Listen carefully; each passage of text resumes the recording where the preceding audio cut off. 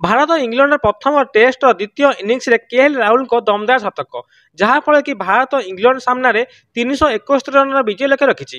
KL Rahul को यही शतक बल से गतकाली गोटे बड़ रेकर्ड कर से इंग्लैंड माटी समुदाय 5टी शतक मारी टेस्ट 3टी दिनिके गोटे टी20 गोटे शतक मारी नुआ रेकर्ड कर गतकाली यही शतक बल से टेस्ट नवम थर पर शतक मारी।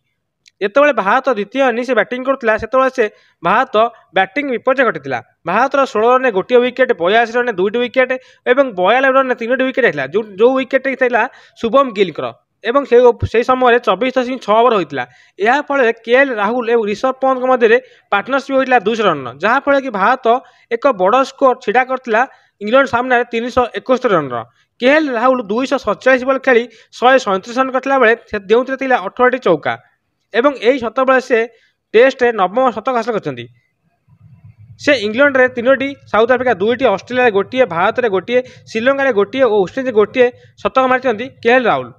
किंतु सबुठ बड़ कथा है से इंग्लैंड माटी मारी 5टी शतक 3टी टेस्ट रे गोटे दिनिकिया और गोटे टी20 जहाँकि रही भारत ना एक रेकर्ड।